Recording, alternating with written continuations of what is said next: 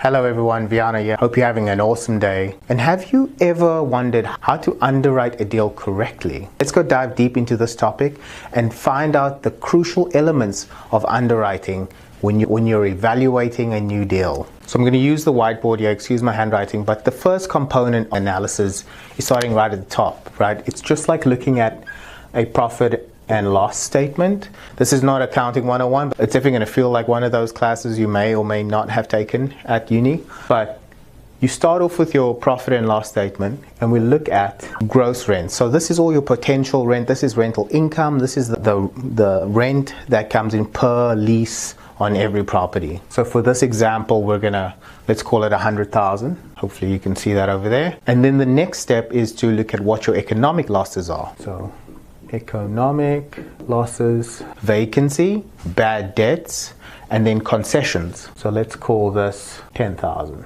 going to walk through each one, so exactly what it sounds like. Your amount of units that are not occupied, so it's vacant. So if for example, in my case here, we have 100 units and all the units are equal, so they're all 2 bedrooms and they all go for $1,000 a month.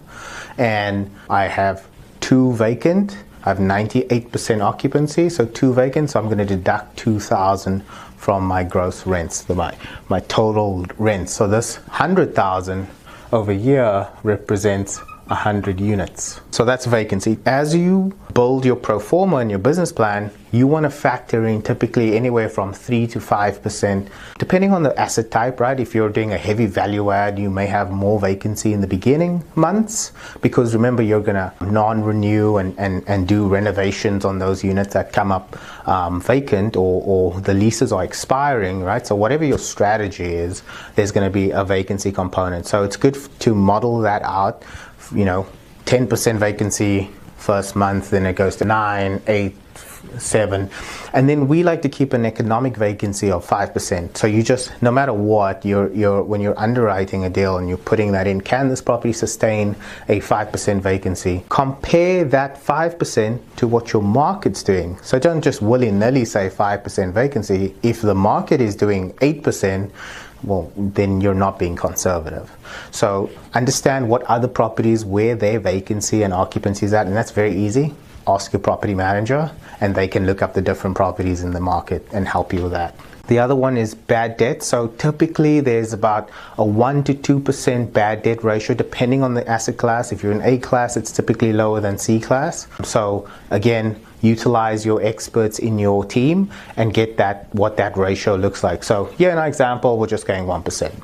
And then concessions are necessary when you're leasing up or you're running a special promotion to get your properties leased. And so what you tend to see is, maybe 1 to 2%, depending on, again, on the asset class, asset type. So make sure when you're underwriting this, you're confirming, you're verifying and validating your assumptions with a third party, such as your lender, your property manager, etc., etc. So, again, make sure you've got those people on your team, because multifamily is a team sport. Then after economic vacancy, now we've got gross income. So in this case, we've got 90,000. Now, for you advanced guys and gals out there, we also have other means in our arsenal in our toolbox of multifamily to generate more income. So we could have things like additional other income, additional billing. So that could be RUBS. So you have RUBS, which is your RUBS are ratio utility billing system. So where you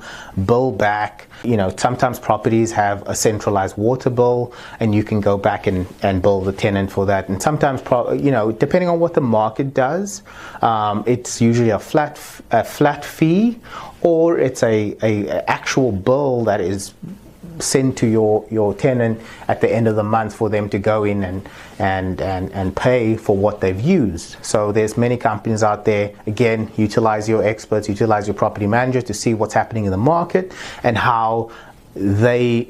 what the tenants are more favorable to, because you don't want to come into a market and start rebilling everyone and all of a sudden every other property does not do that. Every other property has a flat fee, and now you're kind of outpricing yourself in that market. So make sure you're consistent with the market, you're in line, and you'll have no issues of that being absorbed by your tenant.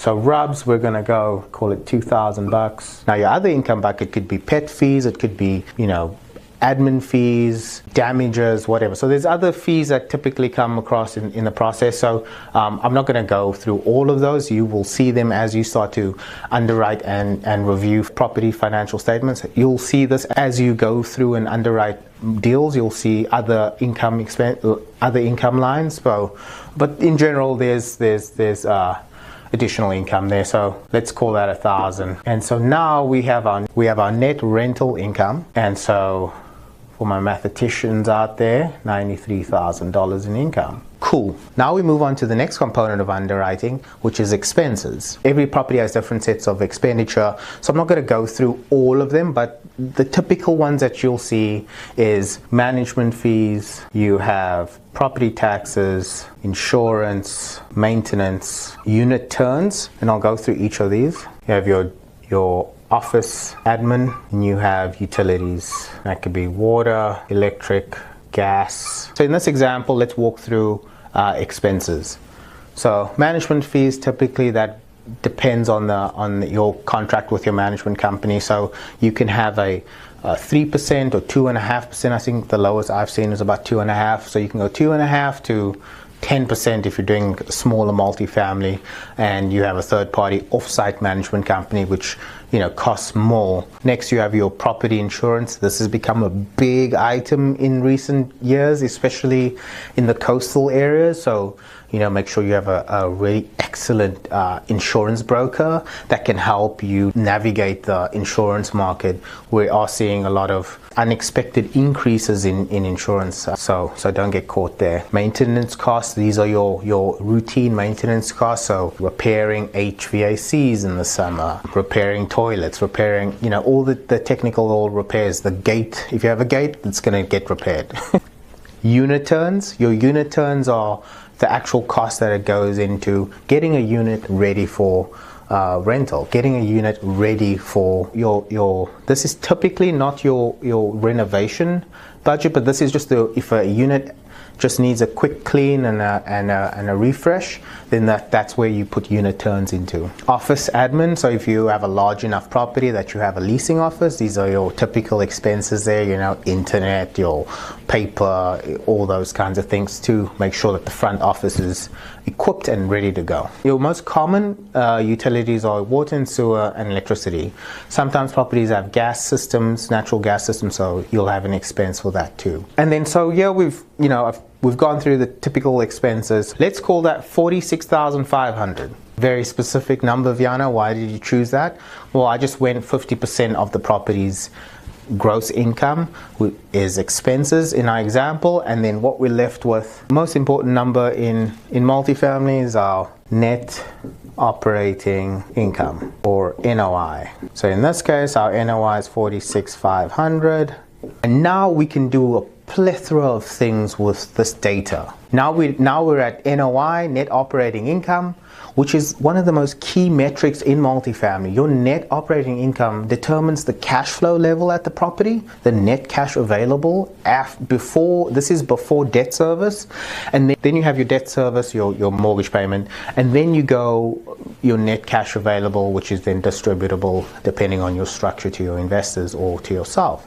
So one thing to remember, out of this NOI number, you can do a lot of things. This determines the value of your property. It determines your debt coverage, your debt service coverage ratio. These are things that all stakeholders look at. If this was at a 5 capitalization rate, this property would be worth, well, I don't even want to talk about that. So there you go. Getting to that number, NOI number, making sure it's in line with the market, that you have market competitive numbers, so you can make sure that the financial information that was presented to you by the broker or whoever, the owner, is in line with what you're seeing in the market. So a lot of times you need to trust, but put on your skepticism hat, put on your investigative hat, and go in and look at these things, look at the expenses, make sure that they're in line with the market, make sure they're in line with your getting a tax analysis done,